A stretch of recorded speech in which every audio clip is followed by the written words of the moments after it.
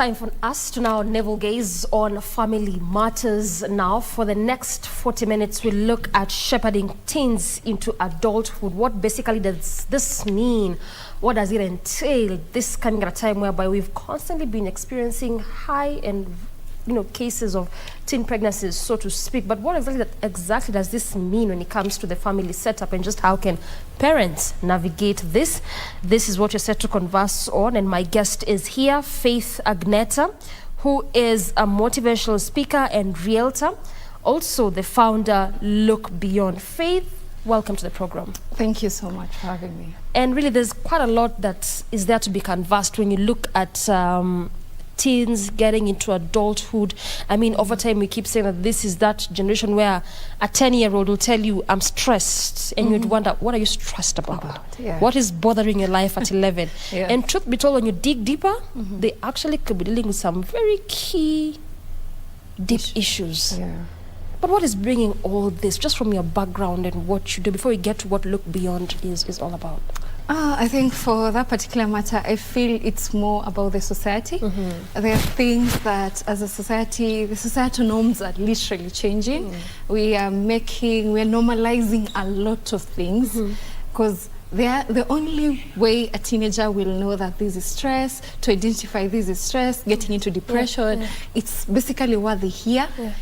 What the elders around their environment are going through. So it's literally what they see. So I feel the root is on us. When you say we are normalizing a lot of issues, just elucidate a bit further. What exactly are you talking about? Normalizing what that wasn't being normalized? Initially, pregnancy was such a big deal. And back then, Back then, yes. Because it's not even far. I got my baby in 2017. I was 23 then. But it was a big deal. And I remember even going home. My mom did not literally, not out of that she didn't love me, but she didn't want me to walk around. And you're 23, you're not young. I know, and I was 23. And it was a big deal to her, because, this is a baby out of wedlock. It was a whole... So that was the issue. That was the issue.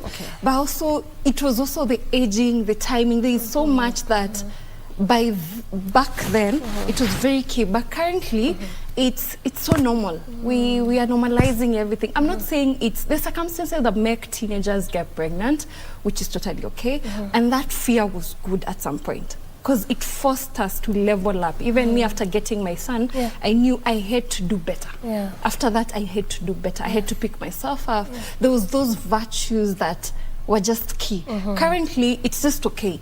Single parenting is okay. And matters to do with, you hear cases on media about rape cases and all that.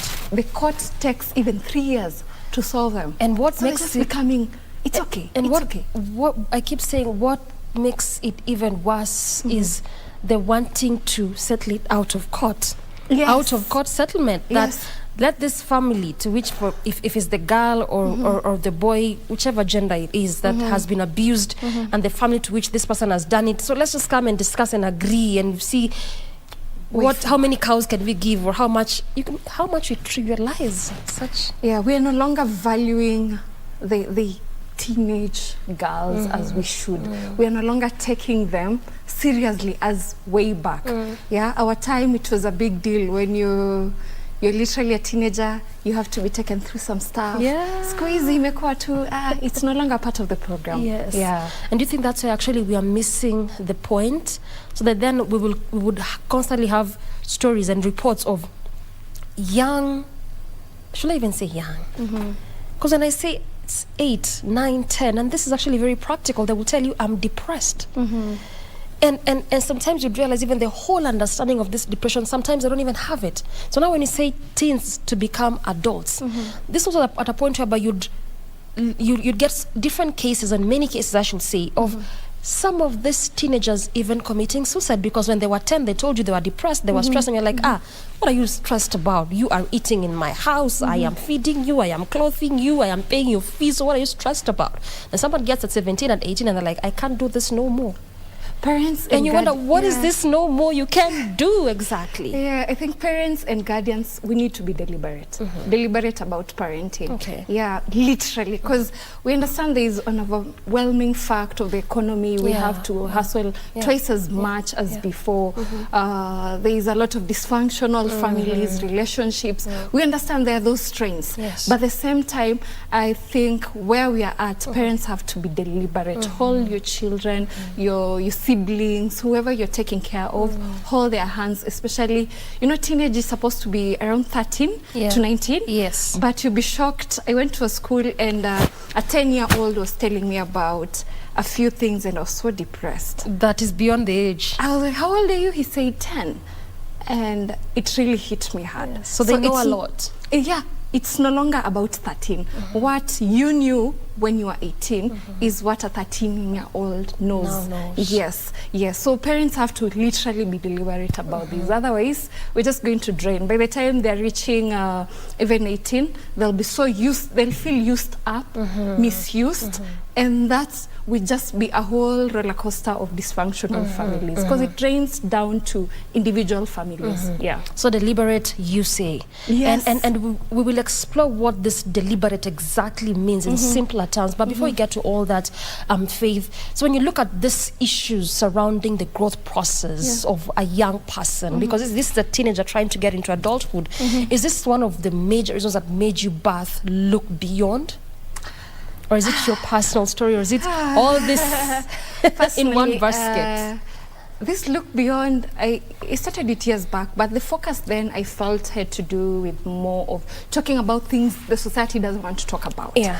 And some of those issues are, you see, I used to sing, by the way, and one of the reasons I stopped is by the time a song is played out there, there's those issues of artists have to sleep either with producers and all that, and it was a bit messy.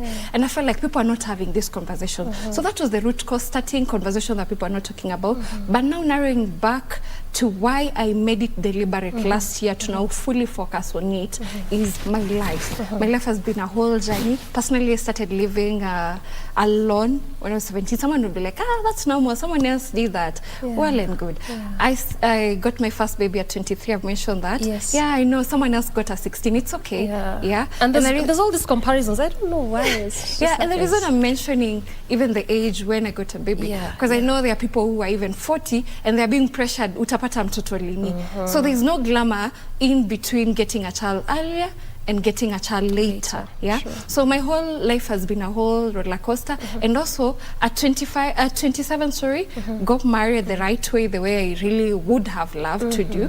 And at 29, currently I'm going through a divorce. As we speak. As we speak. Yeah. So my life on its own, people ask me, how are you managing? Yeah, because it's quite a lot within a span of 9 years. Yeah, emotionally and all that. How are you managing? And that's when I was like, wait. How are you managing? Look beyond. How are you managing? Hold it there. Yes. Because there's quite a lot to discuss as far as that is concerned, tying it down with the discussion of the day. And I want to give you ample time to just explain on that. Okay. But before we get to do all that, Faith, time for us to take a very quick breather on the program. We'll circle back with plenty more of this conversation. So stay with us.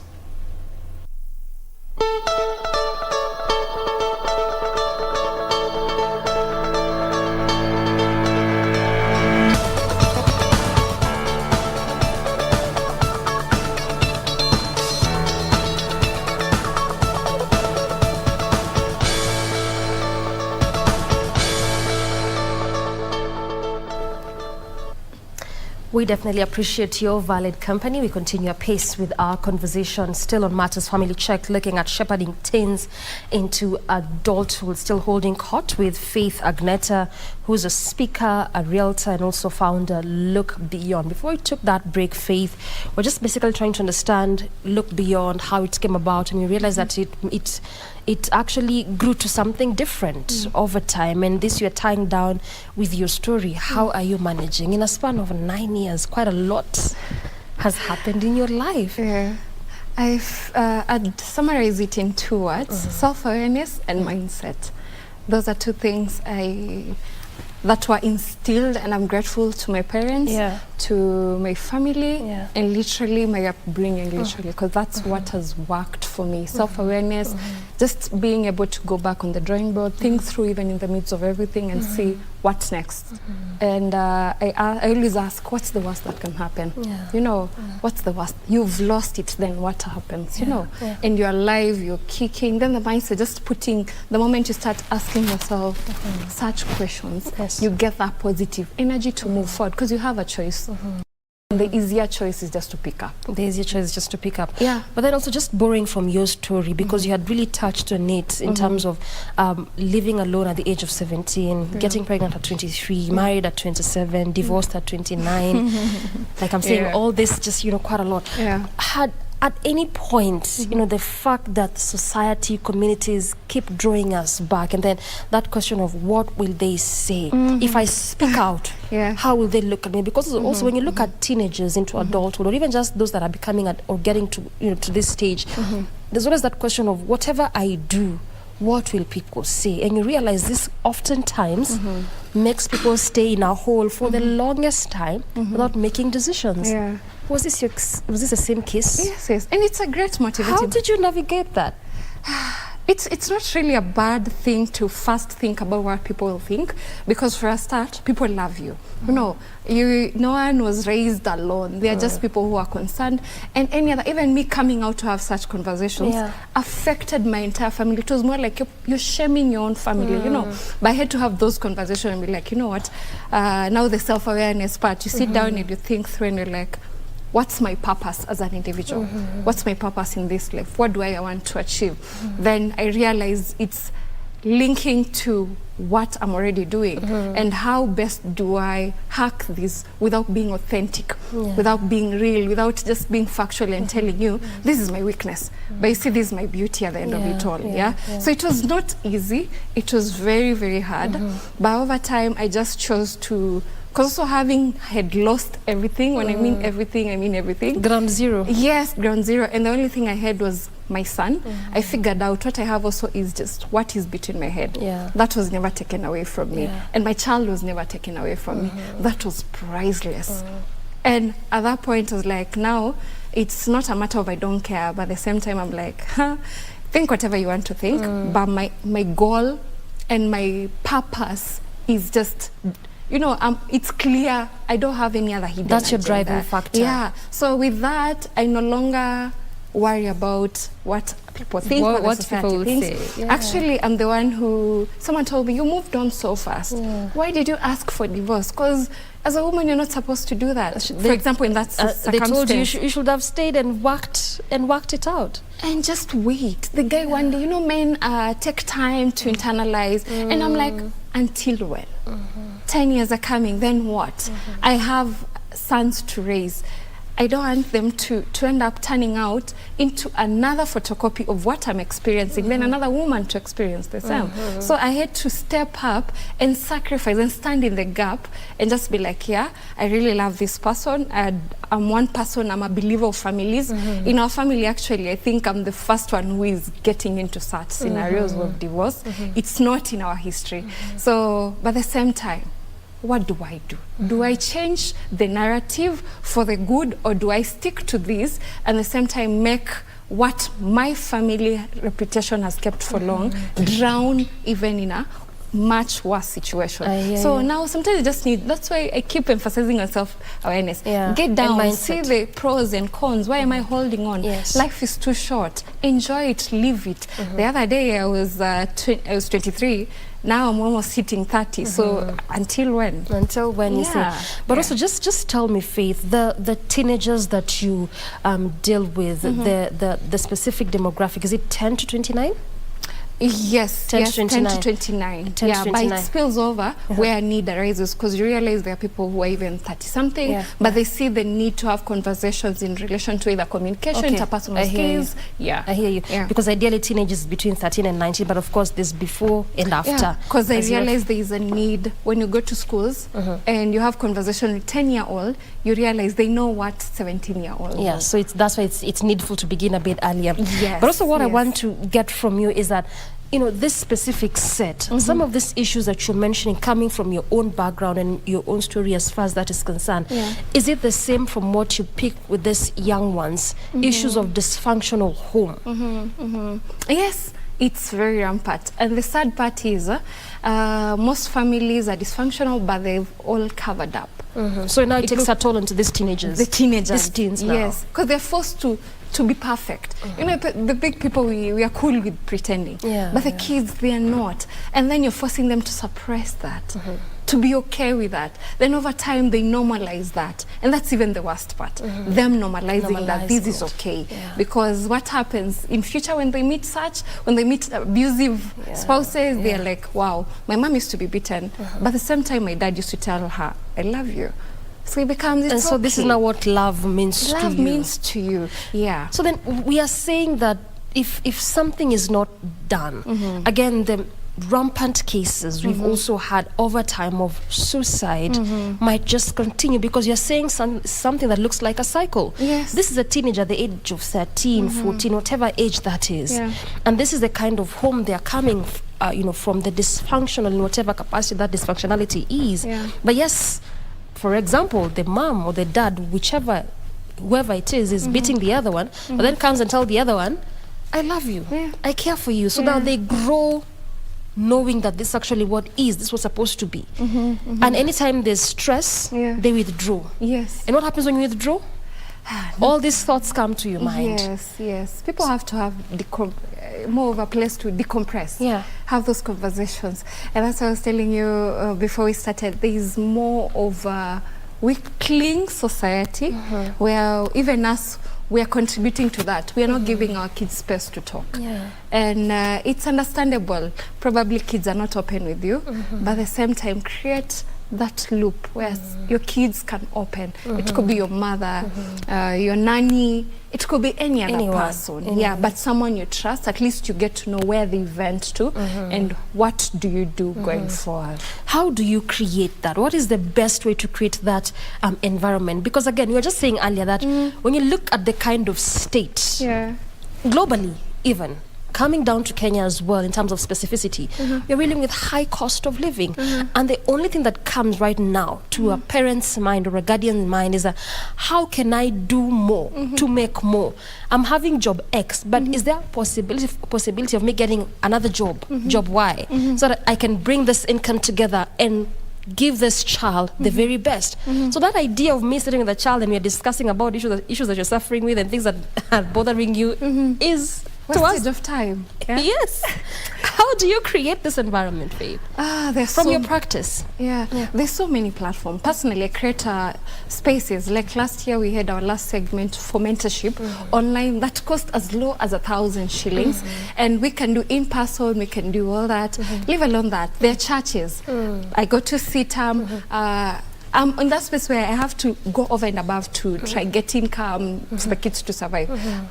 How else would I also trust someone else with the kids? The best other way is go to check in religious organizations. There are those that literally have spaces where we have conversations. CITAM has 2 floors literally for free counseling. Just for that purpose? Just for counseling. And it caters for anyone? Yes, whether regardless you come from which county, wherever, and they're all over the country. So there's so many other places. You can get coaches, you can say, you know what, meet someone like Faith or any other person to hold your kids' hands. It has to be deliberate. It has to be deliberate. Now it makes sense when you say that this is a deliberate action from both parents and guardians. So what you're saying is that if a parent cannot be able to do it in one way or the other, they're incapacitated in some form, or they're just too much they're doing that they don't really have this time, then there are other avenues.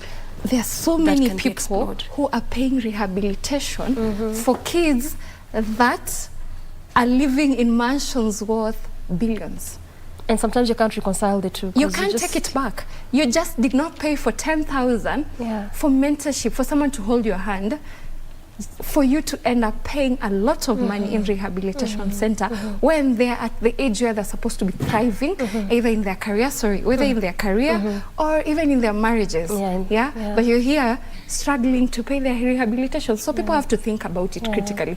I'm talking from experience, and even people in my life, they're going through rehab, and it hurts. People close to you. Yes, close to me. They're going through rehab because their parents are either, and they're not poor, they're very rich, and you're wondering what happened. What happened? You're too What busy. was the missing You're doing link? the right thing, but you are missing the mark. So that's the missing link. Yes, Yeah. yes. I mean, really, it's quite a lot, I should say. But also just talk to me a bit about what other issues are we talking about that these teenagers are facing? Because right now you speak to majority of adults and sometimes you sit and you go like, where? Hii kitu ni ngumu. Like there's just so many issues that we are facing as grown-ups and adults, and you'd wonder, what happened while you're growing up? Why was this never dealt with? Who bypassed or who did not take care of what? What are the issues of this that you're gathering that perhaps you can look into and see if there's a probable solution to some of these issues? The main one, I feel it's more, I'd ask, where did the flowers go? Growing up, we had so much hope for the next day. Right now, you have random conversation with 5 people just living here. You'd be like, what? You'll be hopeless. so drained. That's what I'm saying. Drained. That's what I'm saying. Like Yeah, so one of the things I think it's just, let's try and push the positivity. There is no much of that. We have people who are just bitter. You know, we just need people to be told that they are worth it. They can do better. People want to be listened. You know, they just want to feel like they matter. Yeah, that's just a gap. I feel like that's the main thing, because when you feel these young people, teenagers, when they feel they're not enough, then they get some sugar daddy who makes them believe they are everything. Why would teenage pregnancy not be high? Why would HIV infections not be 60% from teenagers? Why? Because they just want to be wanted, needed. I know it's a wrong notion of it. They should not feel that way. But at the same time, it is what it is. But that's the truth. That's the truth. The energy all over is just negativity. Even us, tukifika home, kitu ya kwanza we start, oh, the day was bad. You know, you're just draining your entire day. Personally, Thursday is my fasting day. I don't mean fasting the one for church where you don't eat and all that. Fasting where Thursday is no matter what you do to me, I'll not do anything. I'll smile back. Even if you spit on my face, I'll be like, it's okay. And I tell my mind over and above, it's okay. So Thursday is my fasting day. Is the practicability of that for me? I mean, sometimes the people can just be literally so annoying. And it's helped me because now over time, a lot of my friends tell me, why do you take in so much? I wanted to use the S word, but this is an assured. Why do you take in a lot of this disrespect from people? Even because I don't feel a thing, but I've learned to acknowledge. I don't know where you're coming from. I don't know what's eating you up. I don't know what energy you came with. And it won't bother mine. So the part is I'm just protecting my energy against yours. So no matter what someone does to you does not matter on Thursday. No, because you're just looking at them. Peace is everything. That's what I discovered. And the same energy transforms. Because before I tell everyone, oh, do this, anyone who is around me knows.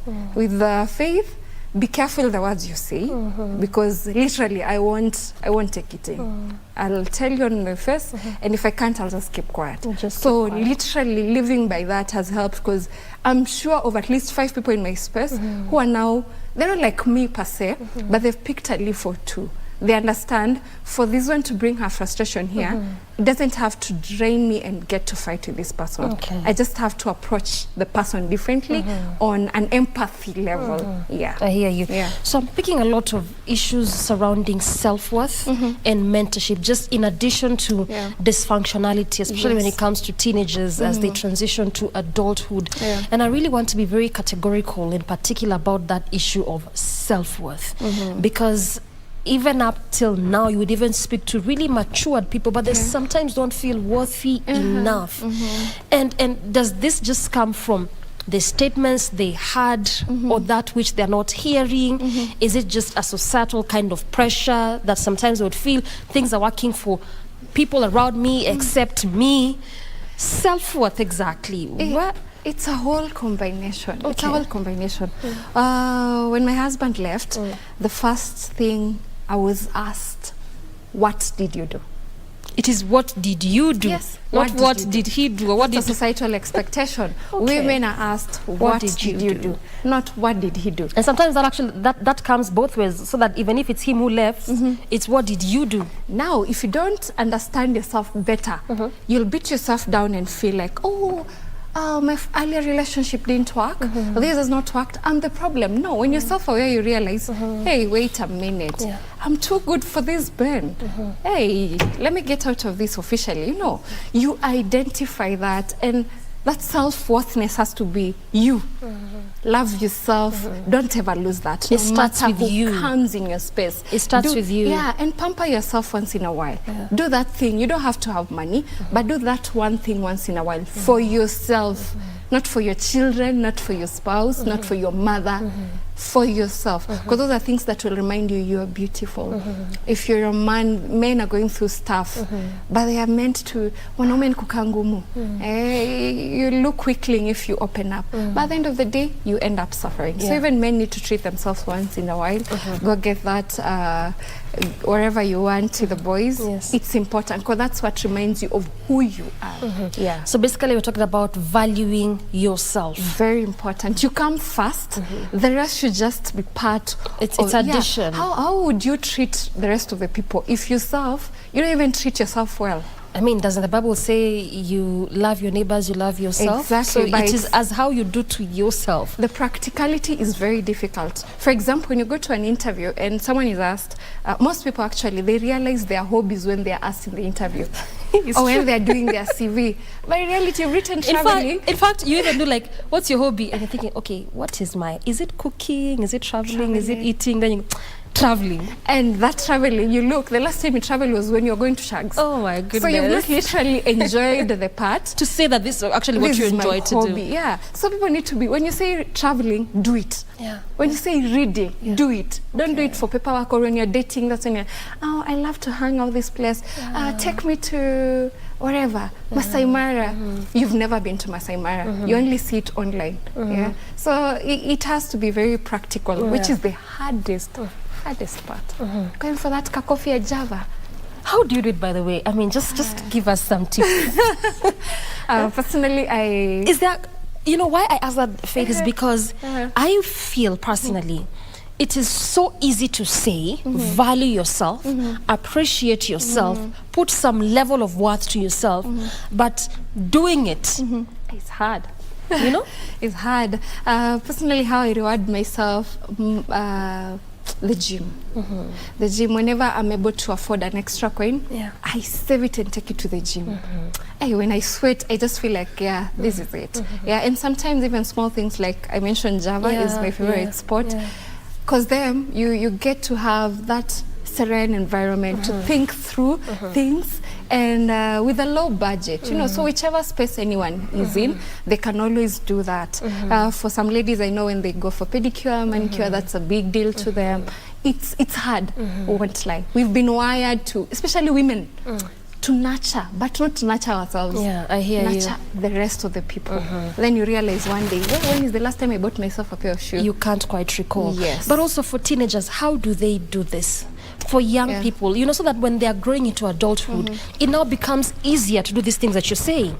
I encourage teenagers to just be teenagers.